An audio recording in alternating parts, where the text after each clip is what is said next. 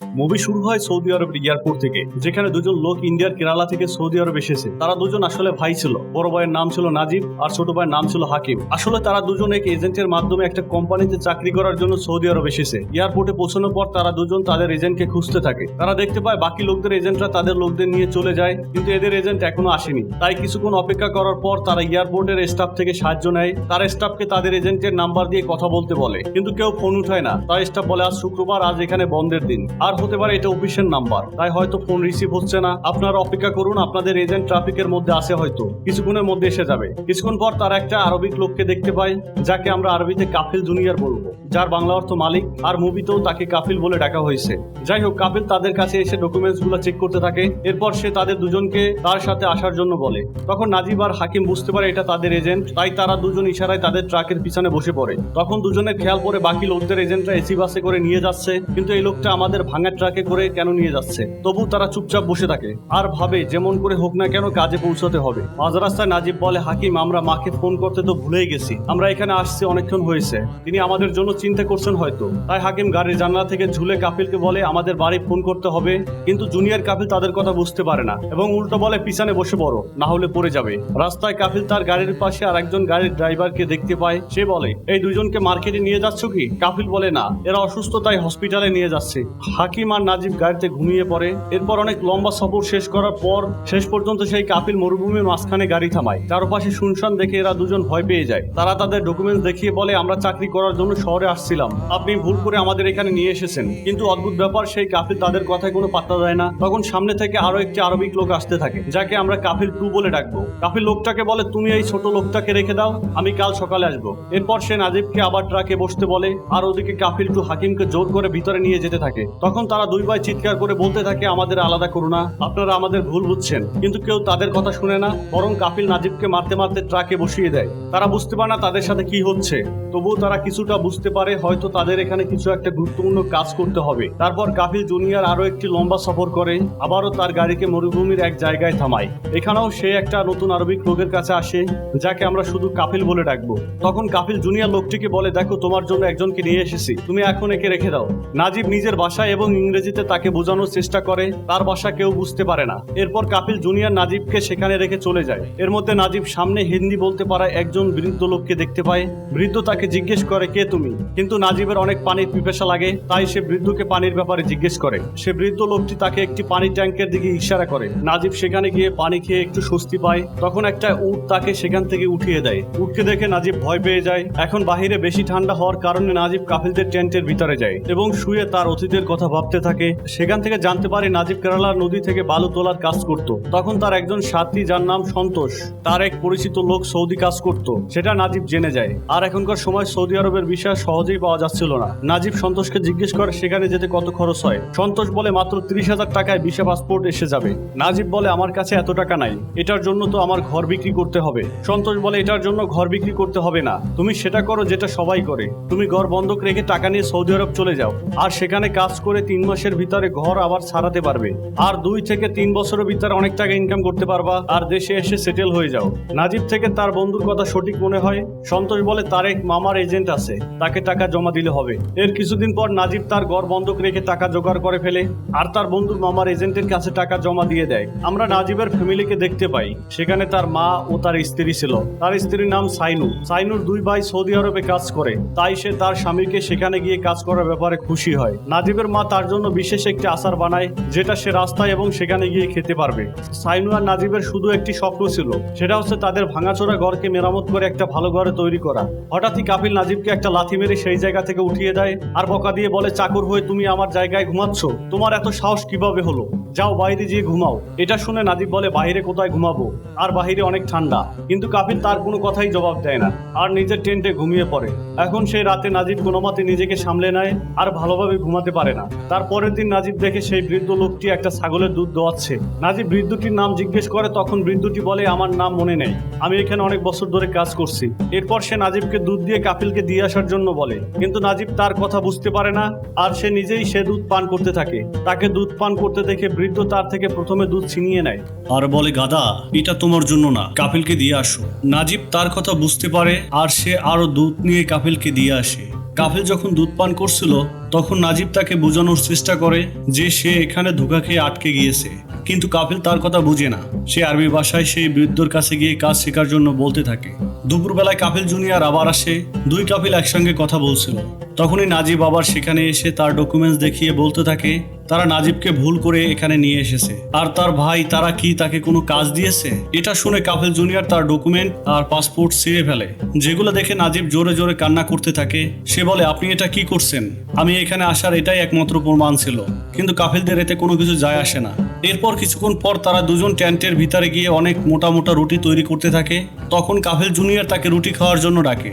নাজিব রাগ হয়েছিল, কিন্তু সে পুরো একদিন সে কিছু খায়নি, তাই সে একটা রুটি নিয়ে খাওয়া শুরু করে। কিন্তু সে রুটি অনেক মোটা এবং শক্ত ছিল, সাথে কোনো সবজি ছিল না, তাই নাজিবের সেটা পানিতে ডুবিয়ে খেতে হয়। আর এমন অবস্থায় থাকা নাজিবের থেকে সেটা খারাপ স্বপ্ন থেকে কম নয়। এরপর সে বিকালে ওই বৃদ্ধ লোকটির সাথে দেখা করে আর জিজ্ঞেস করে এখান থেকে মেইন রোড কত দূর। বৃদ্ধটি বলে সে জানে না কত দূর পর মেইন রোড আছে। সে কয়েক বছর ধরে কোনো রোড দেখতে পায়নি।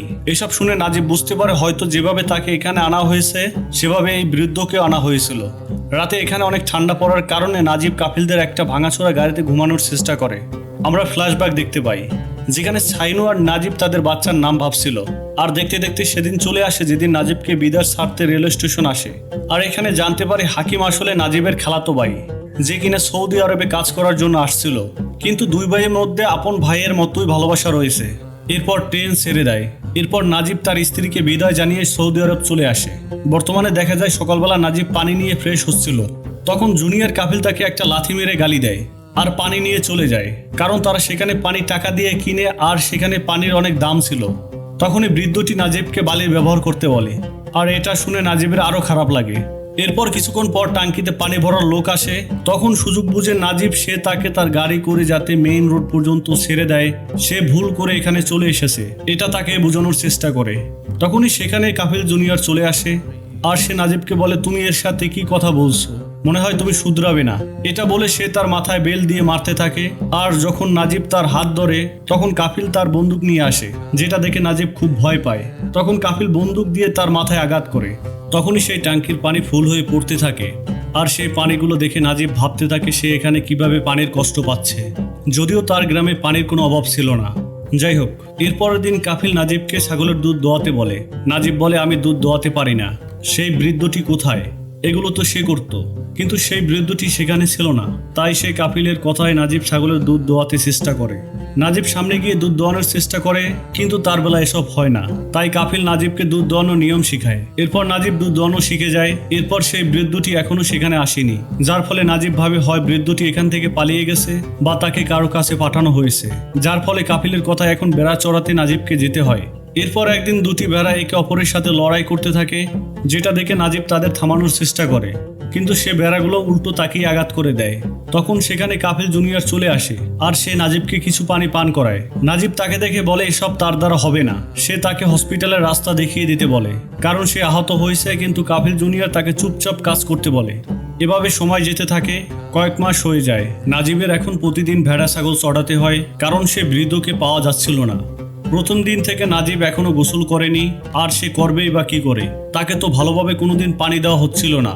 একদিন গাড়ির আয়নায় সে তার চেহারা দেখতে থাকে। তখন সে নিজেকে চিনতে পারে না। তার চুল দাড়ি দেখে সে নিজেকে অবাক হয়ে যায়। এছাড়াও সে আগে থেকে অনেক দুর্বল হয়ে গিয়েছে এবং রোদে থাকতে থাকতে কালো হয়ে গিয়েছে। এরপর বেচারা নাজিব একটা কাছের টুকরো নিয়ে তার দাড়ি কাটানোর চেষ্টা করে, কিন্তু তার দ্বারা এসব সম্ভব হয় না। হার মেনে বেচারা কান্না করে মাকে মনে করে আর নিজের জীবনকে শেষ করার কথা চিন্তা করে। একটা উঁচু জায়গায় চলে যায়। তখনই তার নজর নিচের দিকে পড়ে, যেখানে শকুন কোনো একটা জিনিস খাচ্ছে। নাজিব নিচে গিয়ে বুঝতে পারে সেখানে একটা লাশ পড়েছিল, কিন্তু লাশটিকে চেনা যাচ্ছিল না।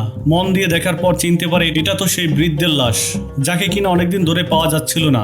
এখানে হয়তো সে নিজেকে শেষ করে দিয়েছে, কারণ সে এগুলো সহ্য করতে পারছিল না, বা হয়তো কাফিল তাকে গুলি করে দিয়েছে, কারণ সে এখন কোনো কাজের ছিল না। নাজিব সেখানে শকুনগুলোকে তাড়ানোর চেষ্টা করে, কিন্তু উল্টো শকুনগুলো তাকে হামলা করে দেয়, যার পরে সে দুঃখী মন নিয়ে সেখান থেকে চলে আসে। এখন তার মন থেকে নিজেকে শেষ করার চিন্তা চলে যায়। এর মধ্যে সে তার মায়ের বানানো আচারগুলোকে ঘ্রাণ নিতে থাকে, যার ফলে তার গ্রামের কথা মনে পড়ে। আর সে এরপর ডিসাইড করে যে করেই হোক তার স্ত্রী বাচ্চার জন্য এখান থেকে পালাবে। এরপরের দিন নাজিব বেড়া চড়ানোর অজুহাতে কিছুটা দূরে চলে যায়। এরপর সেখান থেকে পালাতে শুরু করে, কিন্তু ততক্ষণে জুনিয়র কাফিল তাকে দেখে ফেলে এবং সে দ্রুত তার উট নিয়ে তার পিছু করে আর গুলি চালিয়ে তাকে থামানোর চেষ্টা করে। এখন নাজিব আগে থেকেই দুর্বল হয়ে আছে, তাই সে একসময় পড়ে যায় আর জুনিয়র কাফিল তাকে ধরে ফেলে। এরপর সামনে থেকে যাতে না পালাতে পারে সেজন্য কাফিল তার পা ভেঙে দেয়। এরপর তাকে ভেড়া ছাগলের জায়গায় বেঁধে দেয়। রাতে যখন তার পানির পিপাসা লাগে তার থেকে না চাইতেও ভেড়াদের পানি পান করতে হয়। এখন সময় যেতে যেতে বছরখানেক হয়ে যায় আর নাজিবের এখানে থাকার অভ্যাস হয়ে যায়। এখন পালানো তো দূরের কথা, এখন তার পরিবারের কাছে যাওয়ার আশা ছেড়ে দিয়েছে, কারণ যতদূর চোখ যায় শুধু মরুভূমি দেখা যায়। সে জানে এখান থেকে সে বের হতে পারবে না। এছাড়াও তার পা ভাঙার কারণে তার লাঠির মাধ্যমে চলাচল করতে হয়। একদিন যখন সে ভেড়াদের চড়াচ্ছিল তখন আকাশে কালো মেঘে ছেয়ে যায় আর কিছুক্ষণ পর শিলাবৃষ্টি হচ্ছিল। এটা দেখে নাজিব ভেড়া ছাগলদের নিয়ে একটা পাহাড়ের নিচে চলে যায়। তখনই নাজিব হঠাৎ পাহাড়ের গুহার ভিতর থেকে কিছু গানের সুর শুনতে পায়। তাই নাজিব ধীরে ধীরে পাহাড়টির অপর সাইডে পৌঁছে যায়। সেখানে পৌঁছতেই সে সামনে একজন মানুষকে দেখতে পায়। মানুষটি কাছে আসলে বুঝতে পারে এটা আর কেউ নয়, এটা তার ভাই হাকিম, যার অবস্থা অনেকটা নাজিবের মতো হয়ে গিয়েছে, কারণ সে ওই কাফিল 2 এর কাছে বন্দী ছিল। তারা একে অপরকে জড়িয়ে ধরে কাঁদতে থাকে, না জানি কত বছর পর একে অপরকে দেখছে। হাকিম নাজিবকে বলে তারা এখন এখান থেকে পালাবে। নাজিব বলে এখন এটা সম্ভব নয়, সে আগে থেকে অনেক চেষ্টা করেছে আর এখন তো কাফিল তার পা ভেঙে দিয়েছে। হাকিম তার কথা শুনে ইমোশনাল হয়ে যায়। কিছুক্ষণ পর দূরের একটি জায়গা দিয়ে হাকিমের কাফিল আসছিল, তাই হাকিম নাজিবকে বলে এখন এখান থেকে যেতে হবে, আমরা আবার দেখা করব। কিছুদিন পর যখন নাজিব উটদের চড়াচ্ছিল তখন কিছুটা দূরে হাকিম তাকে ইশারা দেয় এবং সে নাজিবের জন্য একটি কাগজ রেখে চলে যায়। আর নাজিব বেচারা ল্যাংড়াতে ল্যাংড়াতে সেখানে পৌঁছে যায় আর সেই কাগজের লেখাগুলো পড়তে শুরু করে, যেখানে হাকিম লিখেছে যে এখানে পাশের একটি কাফিলের কাছে পাঠানো হয়েছে আর তার সাথে ইব্রাহিম নামে এক আফ্রিকান লোকও থাকে, যে কিনা এখানে আগে থেকে কাজ করছিল। সেখানে সব রাস্তা জেনে গিয়েছে, তাই হাকিম ইব্রাহিম সাথে কথা বলে তার সব বুঝিয়েছে, যার ফলে ইব্রাহিম সহ তারা এখান থেকে পালাতে পারবে। এর পরের দিন সুযোগ পেয়ে তারা তিনজন একই জায়গায় দেখা করে। এখানে আমরা দেখতে পাই ভালো করে খাবার না খাওয়ার কারণে নাজিবের গলা থেকে আওয়াজ আসছিল না, সে অনেক ধীরে ধীরে কথা বলছিল। ইব্রাহিম বলে কিছুদিন পর কাফিলের মেয়ে বিয়ে হবে, তাই সবাই সেখানে যাবে, তাই তারা সেদিন সুযোগ বুঝে এখান থেকে পালাবে। আর এভাবেই ইব্রাহিম তাদের প্ল্যান বলে এবং কাফিলরা তাদের ভেড়া ছাগলের জন্য ঘাস নিয়ে আসে। এরপর সব কাফিলরা গাড়ি করে শহরের জন্য রওনা হয়। সবাই যাওয়ার পর নাজিব তার কাপড় খুলে টাঙ্কিতে থাকা পানি দিয়ে গোসল করতে থাকে, কারণ সে যখন থেকে এখানে এসেছে তখন থেকে গোসল করেনি বললেই চলে। এতদিন পর গোসল করে সে খুবই খুশি হয়। এরপর নাজিব তার পুরনো কাপড়গুলো পরে নেয়, মানে ওই প্রথম দিন যে শার্ট প্যান্ট পরে এসেছিল, কিন্তু এখানে থাকতে থাকতে তার শরীর অনেক শুকিয়ে গিয়েছে, তাই প্যান্টটিও তার ফিট হচ্ছিল না। তাই নাজিব একটা রশি দিয়ে তার প্যান্টটি বেঁধে নেয়। এরপর সে এখানে উট বেড়া ছাগলদের খাবার পানি দিয়ে বিদায় নেয় আর তাদের দেখে সে অনেকটা ইমোশনাল হয়ে যায়। যাই হোক, এরপরে তারা তিনজন সেখান থেকে বেরিয়ে পড়ে। রাত হলে তাদের সবার পানির পিপাসা লাগে।